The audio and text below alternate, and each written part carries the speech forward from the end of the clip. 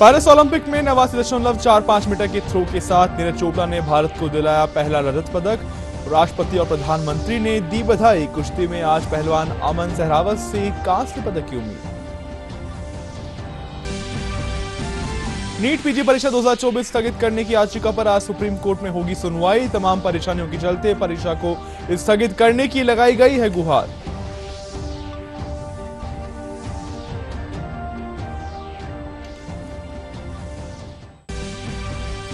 राज्य में वन एवं वन्य जीवों की सुरक्षा को लेकर संसद भवन में बैठक हुई आयोजित। कोटा के मुकुंदरा हिल्स और बूंदी के रामगढ़ विषधारी टाइगर रिजर्व में बाघ बागिन शिफ्ट करने का लिया गया निर्णय।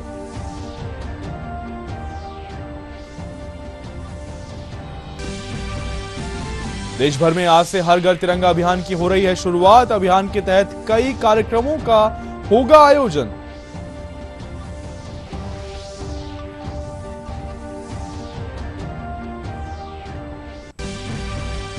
और प्रदेश में मानसून की बारिश का दौर जारी। मौसम विभाग ने आगामी दिनों में जयपुर, अजमेर और भरतपुर संभाग में भारी बारिश होने की जताई संभावना।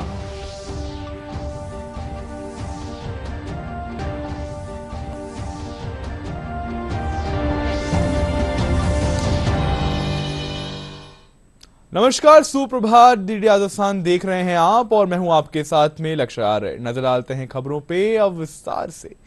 टोक्यो ओलंपिक के स्वर्ण पदक विजेता भारतीय एथलीट नीरज चोपड़ा ने फिर से पदक अपने नाम कर लिया है। नीरज चोपड़ा ने पेरिस ओलंपिक में 89.45 मीटर के थ्रो के साथ रजत पदक जीतने में कामयाबी हासिल की। राष्ट्रपति द्रौपदी मुर्मू और प्रधानमंत्री नरेंद्र मोदी ने इस जीत पर नीरज चोपड़ा को बधाई दी। नीरज लगातार 2 ओलंपिक खेलों में स्वर्ण और रजत पदक जीतने वाले तीसरे भारतीय खिलाड़ी बन गए हैं। वहीं भारतीय हॉकी टीम ने स्पेन को हराकर कांस्य पदक अपने नाम किया। आज भारतीय पहलवान अमन सहरावत कुश्ती में कांस्य पदक के लिए मैदान में उतरेंगे। टोक्यो ओलंपिक में स्वर्ण पदक विजेता भारतीय एथलीट नीरज चोपड़ा ने पेरिस ओलंपिक में फिर से पदक अपने नाम किया है। नीरज चोपड़ा ने 89.45 मीटर सर्वश्रेष्ठ थ्रो के साथ रजत पदक जीतने में कामयाबी पाई। नीरज ने फाउल के साथ शुरुआत की थी, लेकिन दूसरे प्रयास में अपने इस सत्र के सर्वश्रेष्ठ प्रदर्शन को प्रदर्शित किया। हालांकि वो स्वर्ण पदक जीतने से चूक गए। इसी के साथ पेरिस ओलंपिक में भारत का यह 5वां पदक है और पहला रजत पदक है। इससे पहले भारत ने 4 कांस्य पदक अपने नाम किए थे। खास बात यह है कि नीरज ने लगातार दूसरे ओलंपिक में मेडल जीता है। नीरज चोपड़ा लगातार 2 ओलंपिक खेलों में स्वर्ण और रजत पदक जीतने वाले पहले भारतीय एथलीट बन गए हैं। नीरज साथ ही व्यक्तिगत स्पर्धा में 2 ओलंपिक में पदक जीतने वाले तीसरे भारतीय खिलाड़ी बन गए हैं। उनसे पहले सुशील कुमार और पीवी सिंधु ये कारनामा कर चुकी हैं। वहीं व्यक्तिगत स्पर्धा में 2 पदक जीतने वाले वो चौथे खिलाड़ी हैं। उनसे पहले सुशील कुमार, पीवी सिंधु और मनु भाकर ये उपलब्धि हासिल कर चुकी हैं। पेरिस ओलंपिक 2024 में भारतीय हॉकी टीम ने शानदार प्रदर्शन करते हुए ब्रॉन्ज मेडल जीत लिया है। कांस्य पदक ने स्पेन को 2-1 से हराया। भारतीय टीम ने लगातार दूसरे ओलंपिक गेम्स में कांस्य पदक जीता है। इससे पहले उसने टोक्यो गेम्स में भी कांस्य पदक अपने नाम किया था। भारत के लिए कप्तान हरमनप्रीत सिंह ने 2 गोल किए और भारत को स्पेन के खिलाफ बढ़त दिलाई, जो अंत में निर्णायक साबित हुई। वहीं भारत ने टोक्यो ओलंपिक में भी कांस्य पदक जीता था और अब लगातार दूसरी बार टीम पोडियम फिनिश करने में सफल रही है। भारत के अनुभवी गोलकीपर पीआर श्रीजेश का ये आखिरी अंतर्राष्ट्रीय मुकाबला था। ऐसे में भारतीय हॉकी टीम ने उन्हें शानदार विदाई दी है। भारत की दीवार कहे जाने वाले श्रीजेश टोक्यो और पेरिस ओलंपिक में पदक जीतने वाली टीम का हिस्सा हैं।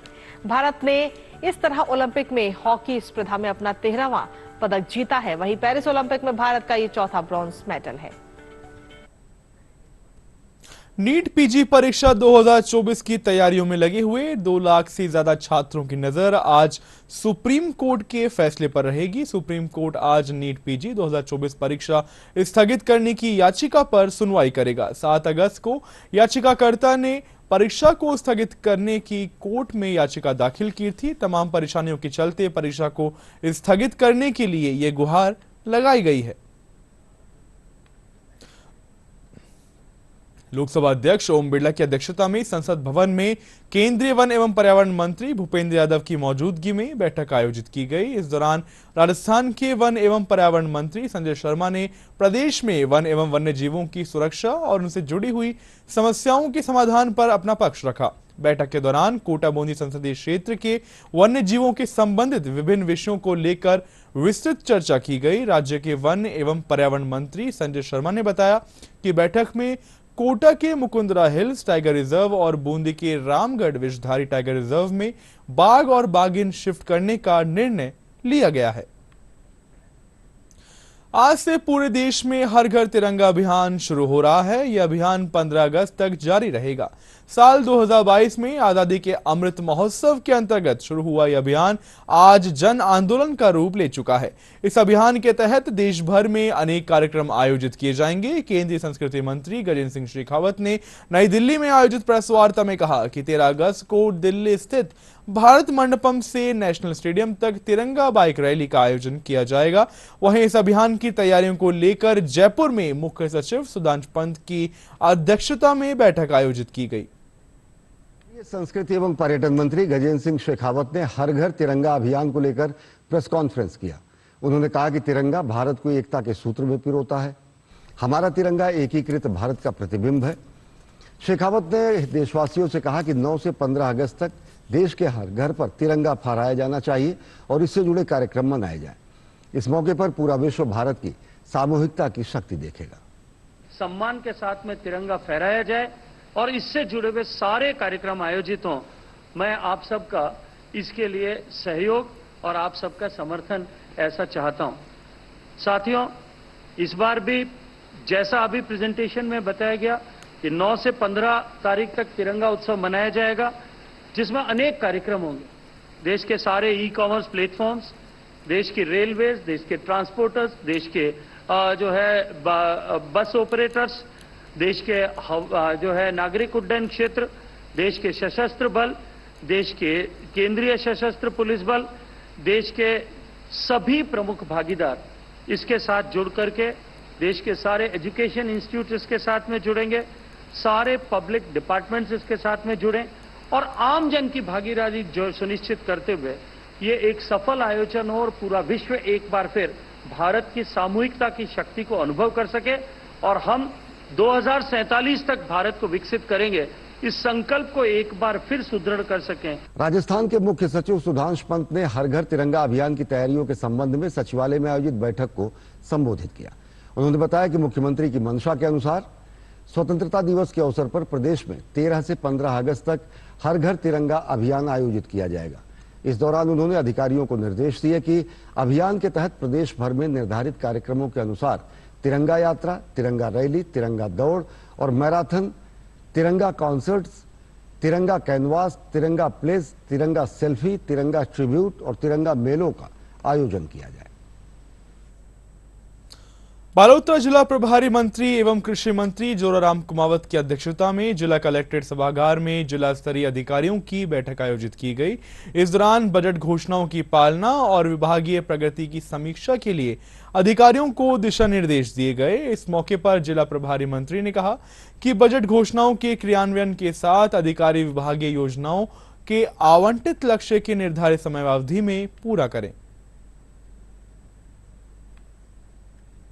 गंगापुर सिटी के बामनवास में जिला प्रभारी सचिव महेंद्र सोनी की अध्यक्षता में जन सुनवाई आयोजित की गई। इस दौरान जिला कलेक्टर डॉक्टर गौरव सैनी सहित अधिकारी मौजूद रहे। जन सुनवाई के दौरान आमजन की परिवेदनाओं को सुनकर उनके त्वरित निस्तारण के लिए संबंधित अधिकारियों को निर्देश भी दिए गए।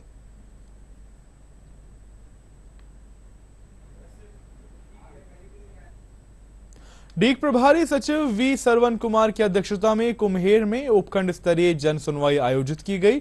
इस दौरान संभागीय आयुक्त भरतपुर सावरमल वर्मा और डीग जिला कलेक्टर श्रुति भारद्वाज ने भी परिवादियों की समस्याओं को सुनकर उसके निस्तारण के अधिकारियों को निर्देश दिए।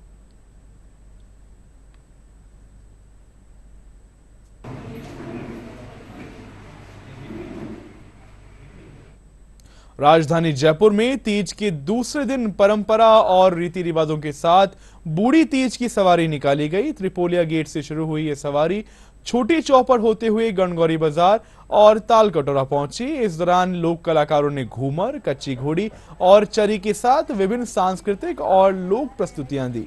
पर्यटन विभाग की ओर से पर्यटकों के लिए विशेष व्यवस्था भी की गई।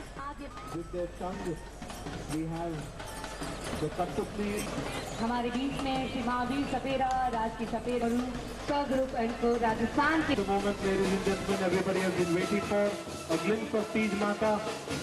The Teej festival is all about this. पर जिस लक्ष्य के लिए यहाँ पर मौजूद थे माता पिछली बार की तुलना में इस बार एक बेहतर तीज में उत्सव रहा है, तो वी होप कि इसमें और लोग जुड़ेंगे और नवाचार इसमें लेके आएंगे। कोशिश ये रहती है कि हमारी जो परंपरागत त्यौहार हैं, हमारा कल्चर है, वो हम टूरिस्ट को दिखा सकें और राजस्थान को जितना मार्केट कर सकते हैं। करीब 150 के आसपास फोक आर्टिस्ट वाले राजस्थान से हम लोगों ने बुलाए हुए थे और 80 के आसपास band, different band, Sawai Mangarh band था, जेल का बैंड था, RAC का बैंड था, पुलिस का बैंड था। साथ ही इस बार हमने ताल कटोरा पे भी पहली बार आयोजन किया और वो बड़ा सफल रहा। वो लोगों ने बहुत अप्रिशिएट किया कि वहाँ बाकायदा कल्चरल इवनिंग रखी, साथ में बैंड का वादन भी रखा और फायर वर्क्स भी वहाँ पे, क्योंकि वहाँ पे सवारी का समापन होता है, वहाँ सवारी को भोग लगता है। छोटी चौपट पे भी हमने घूमर का प्रोग्राम रखा, साथ ही बैंड वादन का रखा। और सबसे बड़ी बात है कि पहली बार live streaming all over Jaipur में, ऑल ओवर राजस्थान में और सोशल मीडिया प्लेटफॉर्म पे ऑल ओवर वर्ल्ड में सब लोगों ने देखा है। तो मेरे ख्याल से इतना ज़्यादा रीच किसी फेस्टिवल का आज तक नहीं हुआ है और हमारा प्रयास सफल रहा और सबके सहयोग से बड़ा अच्छा फेस्टिवल। प्रदेश भर में चलाए जा रहे शुद्ध आहार मिलावट पर वार अभियान के तहत लगातार कार्रवाई की जा रही है। इसी कड़ी में जयपुर के राजा पार्क में अतिरिक्त आयुक्त पंकज ओझा के नेतृत्व में स्वास्थ्य और चिकित्सा अधिकारी जयपुर प्रथम की टीम ने कार्रवाई की। इस दौरान रेस्टोरेंट में फूड लाइसेंस की शर्तों के विरुद्ध कार्य करने के लिए मालिक को नोटिस दिया गया।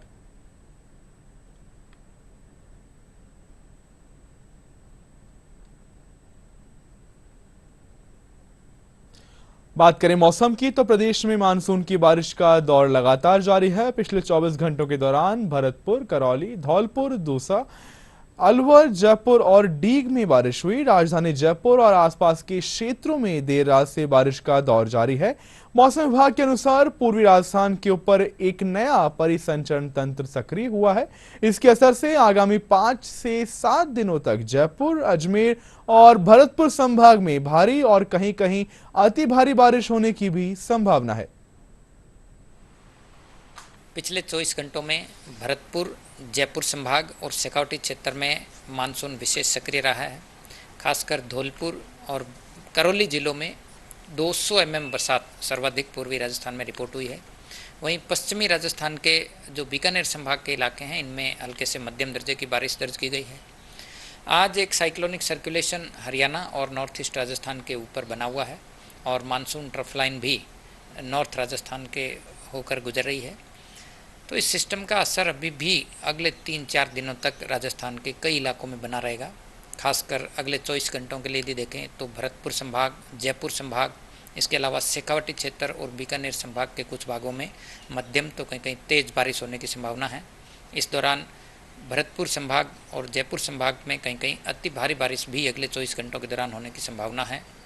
इसके बाद यदि देखें 8-9 अगस्त को भी पूर्वी राजस्थान के कुछ इलाकों में मानसून की गतिविधियां जारी रहेंगी, खासकर कोटा संभाग, इसके अलावा टोंक, जयपुर संभाग और जो शेखावटी क्षेत्र के इलाके हैं, इनमें अगले 5-7 दिनों तक मानसून सक्रिय बना रहेगा। अधिकांश भागों में मध्यम दर्जे की बारिश तो कहीं कहीं तेज़ बारिश होने की संभावना है और इस दौरान 1-2 स्टेशंस पर वेरी हैवी रेनफॉल भी होने की प्रबल संभावना है। और अंत में आइए नजर डालते हैं आज की मुख्य खबरों पे एक बार फिर से। पेरिस ओलंपिक में 90.45 मीटर के थ्रो के साथ नीरज चोपड़ा ने भारत को दिलाया पहला रजत पदक। राष्ट्रपति और प्रधानमंत्री ने दी बधाई। कुश्ती में आज पहलवान अमर सहरावत से कांस्य पदक की उम्मीद। नीट पीजी परीक्षा 2024 स्थगित करने की याचिका पर आज सुप्रीम कोर्ट में होगी सुनवाई। तमाम परेशानियों के चलते परीक्षा को स्थगित करने की लगाई गई है गुहार।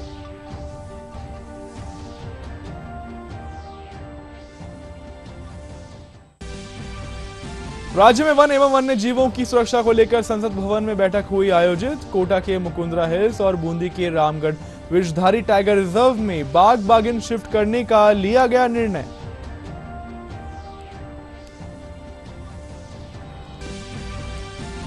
देश भर में आज से हर घर तिरंगा अभियान की हो रही है शुरुआत। अभियान के तहत कई कार्यक्रमों का होगा आयोजन।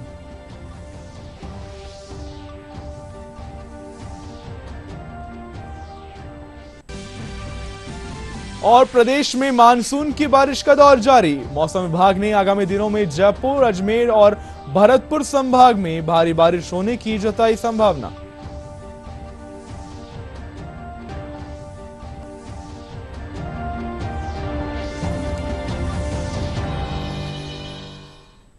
और इस बुलेटिन में फिलहाल के लिए इतना ही। आप देखते रहिए डीडी न्यूज राजस्थान। नमस्कार।